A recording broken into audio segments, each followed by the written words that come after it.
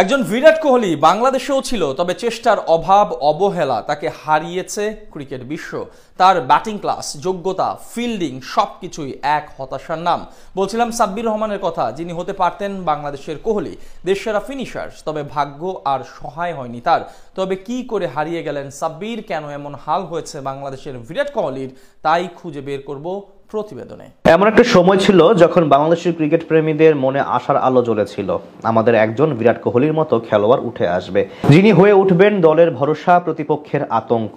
ঠিক তখনই উদয় ঘটেছিল সাব্বির রহমানের। যদিও তিনি ব্যাটিং করতেন মূলত ফিনিশারের ভূমিকায়, তবুও তার খেলার স্টাইল, আগ্রাসী মনোভাব ও আত্মবিশ্বাস মুগ্ধ করেছিল সবাইকে। মনে করিয়ে দিত বিরাট কোহলির নাম।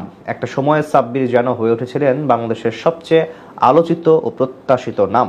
একের পর এক দারুণ ইনিংস, ম্যাচ জেতানো পারফরম্যান্স, সবকিছু মিলিয়ে তিনি দ্রুতই জায়গা করে নেন ভক্তদের হৃদয়ে। ক্রিকেট অঙ্গনে তখন চলতো এক ভিন্ন আলোচনা, বাংলাদেশের সাব্বির আর ভারতের কোহলিকে নিয়ে তুলনা। কারো কাছে সাব্বির ছিলেন বাংলাদেশের ভবিষ্যৎ ব্যাটিং আইকন, তবে সাব্বির রহমান নিজে এইসব তুলনায় কখনোই খুব একটা সায় দেননি। এক সাক্ষাৎকারে সোজাসাপটা বলেছিলেন, আমি চাই না আমাকে কারোর সঙ্গে তুলনা করা হোক, আমি সাব্বির রহমান হিসেবেই বড় হতে চাই, নিজের জায়গাটা নিজের মতো করেই গড়ে তুলতে চাই। তার এই বক্তব্যই প্রমাণ করে তিনি গড়তে চেয়েছিলেন নিজের পরিচয়। বাংলাদেশ ক্রিকেট বোর্ড একসময় বুঝতে পারে সাব্বিরকে পেছনের দিকে খেলানোর মানে তার প্রতিভার অপচয়। এরপর তাকে নিয়ে আসা হয় ৩ নম্বর পজিশনে। ২০১৬ সাল কাটে স্বপ্নের মতো। ৩ নম্বর পজিশনে খেলেন সব টি-20 ম্যাচ। বাংলাদেশকে নিয়ে যান এশিয়া কাপের ফাইনালে। যেই কোহলির সাথে তুলনা করা হয়েছিল, সেই কোহলিকে ছাড়িয়ে সবচেয়ে বেশি শুধু রানই করেননি, এরপর টুর্নামেন্ট সেরা খেলোয়াড়ের খেতাবও জিতে নেন সাব্বির। সবকিছুই যখন ইতিবাচক, খ্যাতি যখন চূড়ায়, যার ব্যাটিং, মারমুখী শট, ভঙ্গি, ফিল্ডিং সবকিছু মিলিয়ে যখন তাকে নিয়ে আসার আলো বুনছিল সবাই,